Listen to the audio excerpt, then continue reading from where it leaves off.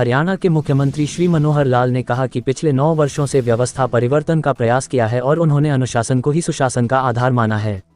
लोगों को घर बैठे सरकारी सेवाओं का लाभ सुलभता से पहुंचे, यही सुशासन का मूल मंत्र है। मुख्यमंत्री श्री मनोहर लाल पंचकुला में सुशासन दिवस पर आयोजित राज्य स्तरीय कार्यक्रम को बतौर मुख्य अतिथि के तौर पर उपस्थित अधिकारियों व अन्य लोगों को संबोधित कर रहे थे। इस अवसर पर सभी जिला मुख्यालयों से मंत्रीगण, शासकगण, विधायकगण व जिला प्रशासन के अधिकारीगण ऑनलाइन माध्यम से जुड़े।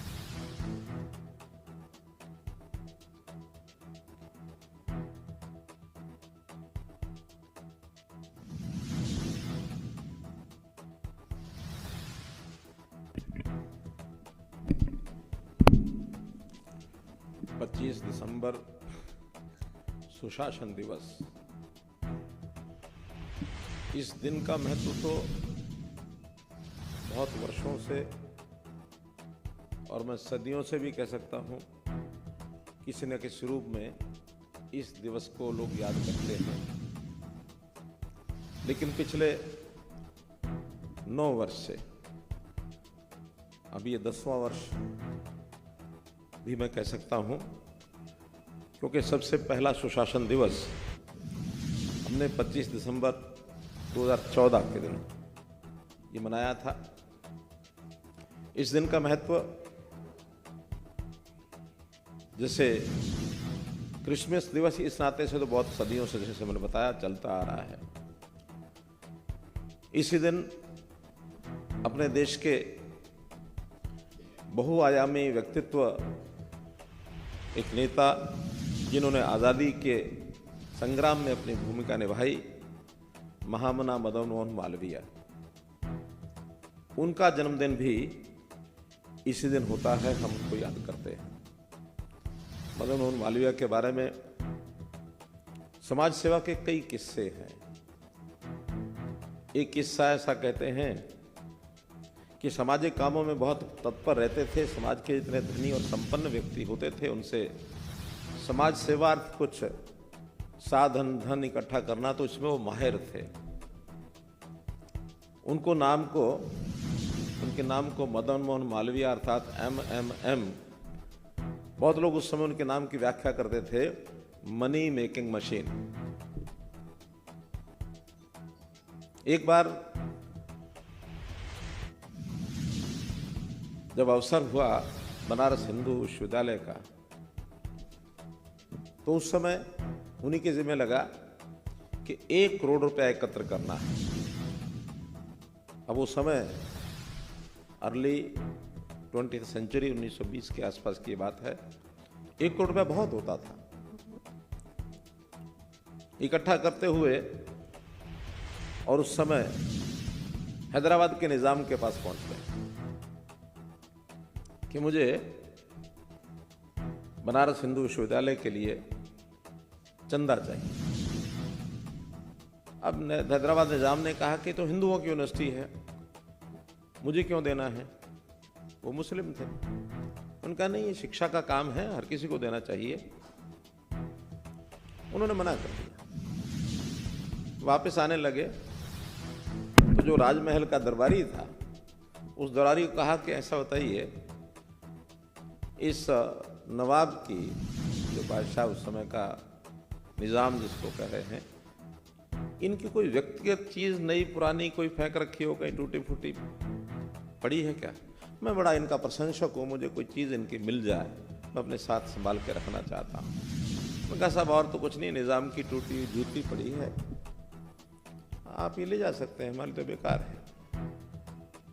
तो उन्होंने उस जूती को उठाया और शाम को मनादी करा करके शहर में कहा कि निजाम की पुरानी जूती नीलाम के योग्य है, ये नीलामी होगी, जो कोई लेना चाहे आके ले जाए, और इसका जो पैसा मिलेगा वो बनारस हिंदू विश्वविद्यालय के निर्माण में काम आएगा। मनादी हो गई। निजाम को पता लगा। निजाम ने कहा कि अरे भाई ये क्या कर रहे हैं? मैंने कहा देखिए, मेरा तो काम विश्वविद्यालय के लिए धन एकत्र करना है, जैसे भी हो जाए मेरा वही तरीका है, मैं तो और कुछ करना जानता नहीं, यही जानता हूँ। कि नहीं नहीं, मुझे माफ करो, मैं पैसे ले जाओ, मेरी जूती वापस लाओ। ऐसे महान मदन मोहन मालवीय बहुत काम किए उन्होंने। खैर, उनका जन्म दिवस, उनको हम स्मरण करते हैं। और फिर देश के एक ऐसे प्रधानमंत्री जिन्होंने देश में सुशासन की नींव डाली, आदरणीय अटल बिहारी वाजपेयी। आज जो स्वर्णिम चतुर्भुज की चर्चा होती है सड़कों की, कि देश को पूर्व से पश्चिम, उत्तर से दक्षिण सब कोनों को आपस में जोड़ा जाए और डायगनली भी कश्मीर से कन्याकुमारी तक, आसाम से गुजरात तक आपस में जुड़ने चाहिए। तो ये गोल्डन क्वाड्रिलेटरल जो रोड है, इसकी कल्पना अटल बिहारी वाजपेयी जी की थी, जो बनकर के बाद में अब तैयार हुई है। सारे देश को जोड़ना, एक करना, सारे देश की नदियों को जोड़ना। कहीं ऐसे ऐसे प्रदेश हैं, ऐसे ऐसे इलाके हैं, वर्षा में बाढ़ आ जाती है और उसी समय में देश के कुछ इलाके जिसमें सूखा पड़ रहा होता है, तो पानी एक तरफ विनाश कर रहा है, एक तरफ पानी की कमी के कारण से हम समस्या को झेल रहे हैं। तो क्यों नहीं देश की नदियों को जोड़ा जाए। ये कार्यक्रम भी उस समय की कल्पना है। हालांकि इसमें योजनाएं बन रही हैं, आगे बढ़ रहे हैं, इतना ज़्यादा सफलता शायद अभी नहीं मिली है, लेकिन बहुत बड़ा काम है ये, इस ओर भी बढ़ रहे हैं। तो देश के प्रधानमंत्री के नाते से उनका जो सोच, देश की एकता, अखंडता, देश की सामान्य समस्याओं से लेकर बड़ी बड़ी समस्याओं को हल करना, आदरणीय अटल बिहारी वाजपेयी जी के जीवन का एक हिस्सा रहा है। उनका भी जन्मदिन आज उनको हम स्मरण करते हैं। और फिर देश के वर्तमान प्रधानमंत्री श्री नरेंद्र मोदी जी ने इस दिन को सुशासन का नाम देकर और सुशासन दिवस के रूप में इसको मनाया जाए, ये बहुत बड़ी पहल की। हमने भी जब सबसे पहला सुशासन दिवस मनाया था, यही पंचकुला में मनाया था, उस समय तो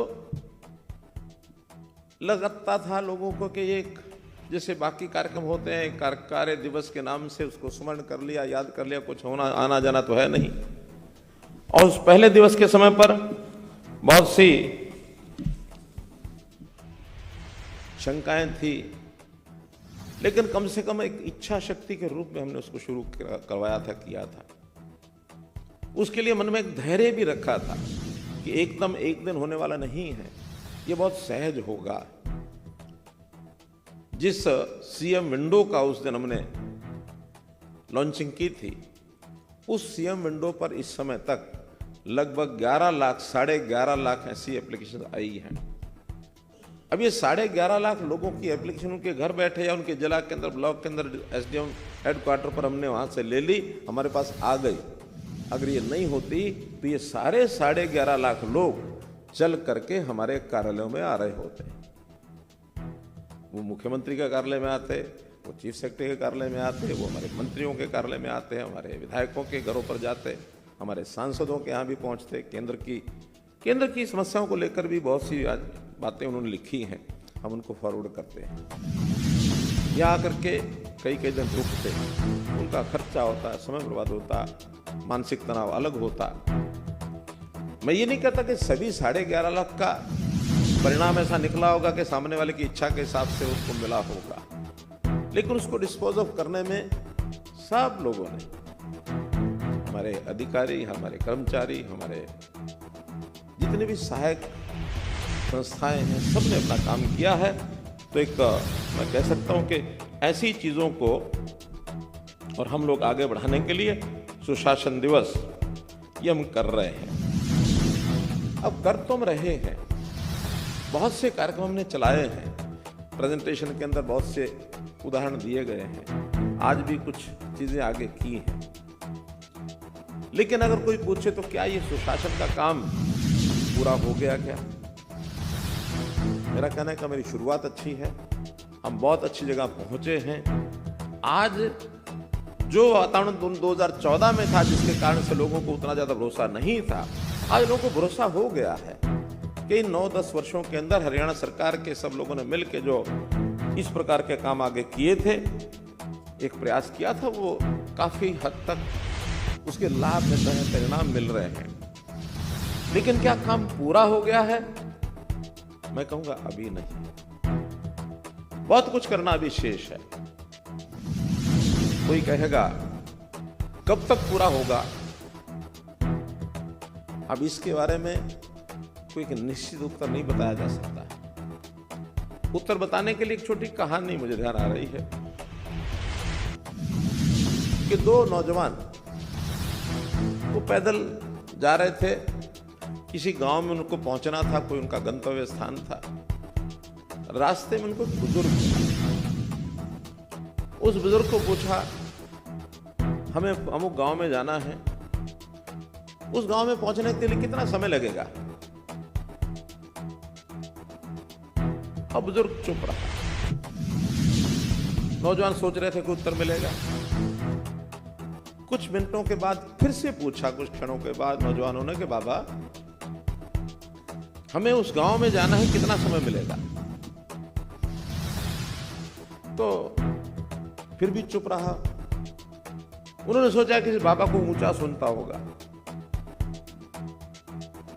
हमारी बात को समझ नहीं पा रहा। उन्होंने जोर से बोला कि बाबा उस गांव में जाने में कितना समय लगेगा। फिर भी नहीं बोला। इशारे से कहा जाओ जाओ। लोगों ने समझा पागल इसको कुछ जवाब नहीं देता, हाँ करे ना करे, कुछ बोले, कुछ नहीं बोला, टाल दिया। और नौजवान चल पड़े। तो कोई 100-150 कदम जाने के बाद ये बाबा उनको देख रहा था। इस बुजुर्ग व्यक्ति ने जोर से आवाज लगाई कि मानो 1 घंटा लगेगा। ये पूछे मुड़ कर देख रहे हैं कि पहले जवाब नहीं दिया, अब हम इतनी दूर चले गए, अब हमें पीछे से बोल रहा कि 1 घंटा लगेगा। इनके मन में उत्सुकता हुई, वापस मुड़ के आ गए। बाबा हमने आपसे 2 बार 3 बार पूछा कि आप कितनी देर लगेगी, आपने उस समय तो कहा नहीं, और जब हम दूर जा चुके हैं आप करोगे 1 घंटा लगेगा। देखो बच्चों, जब तुमने पूछा था मुझे ये पता नहीं था कि तुम्हारी गति क्या है, और जब चल के तुम 150 कदम जा चुके हो तो मुझे पता लग गया, मैं देख रहा तुम्हारी गति क्या है। तुम्हारी गति के हिसाब से टाइम तय होगा कि कितना समय लगेगा। मित्रों, सुशासन के वो सब लक्ष्य हमको पूरे करने हैं, लेकिन समय कितना लगेगा ये निर्भर करता हमारी गति। हमको गति बढ़ानी होगी, और गति बढ़ा करके जब हम चलेंगे तो अपना लक्ष्य पूरा करेंगे। दिशा हमको पता है किधर जाना है, लेकिन गति अभी हमारी जितनी बननी थी उतनी सबकी नहीं बनी है। कुछ विभागों की, कुछ यानी हमारे अधिकारियों की, कर्मचारियों की गति बन रही है, पकड़ रहे हैं उस गति को, और उसी के कारण से कौन कितना काम करेगा, किस गति से करेगा, इस परिणाम को लाएगा।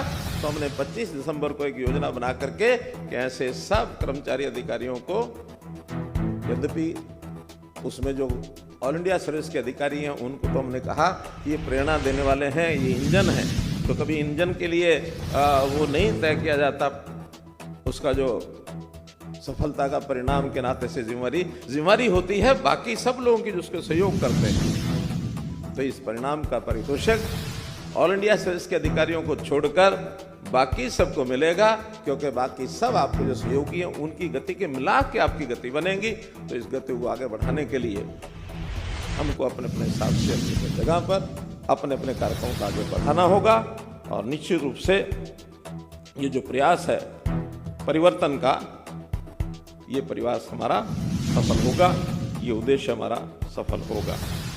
हम देखते रहे हैं कि हमारे जितने भी व्यक्ति, चाहे वो समाज के व्यक्ति हो, चाहे कर्मचारी हो, बहुत तरह की समस्याएं वो झेलते थे। कर्मचारियों की बात करो तो उनकी ट्रांसफर है, उनकी पोस्टिंग है, उनकी प्रमोशन है, इसमें ही सबको भरोसा नहीं होता था कि हमारे साथ न्याय होगा कि नहीं होगा, क्योंकि जिनके हाथ में ये सूत्र है उनको अपनी स्वैच्छिक अधिकार, उनको डिस्क्रिशनरी पावर्स बहुत होती हैं। किसी को भी प्रशासनिक आधार पर इसका ट्रांसफर करना तो उसका ट्रांसफर कर दिया, दंडित करना उसको दंडित कर दिया। बाद में फिर उनकी अपील शुरू होती है कि मेरा तो कोई दोष नहीं है, फिर आगे बढ़ते बढ़ते दंड भी हो जाता है, फिर उनको सहानुभूति पर विचार करके उनको छूट देने की बात ये चल पड़ती है। स्थान कौन सा मिलना चाहिए उसमें भी सिफारिशें चलती हैं। प्रमोशन किसकी होगी वो भी अपने डिस्क्रिशनरी पावर के साथ सब करते रहते हैं। लेकिन अब इसके सिस्टम जब से बने हैं तो ये ध्यान है कि जब ऑनलाइन टीचर्स ट्रांसफर पॉलिसी हमने पहली बार लागू की तो 93% persons were happy with that drive कि जो अपने पहले दूसरे स्थान के ऊपर पहुंच गए थे। 93% टीचर्स सेटिस्फेक्शन लेवल उसमें से पता लगता है। तो ऐसा कर्मचारियों के लिए ये सब किए, ये तो पुराने कर्मचारियों के लिए। और जब नई भर्ती की उसका भी क्या हाल था, सीधा से लोग बोलते थे नौकरियां बिकती हैं। जो पर्ची खर्ची का शब्द प्रयोग किया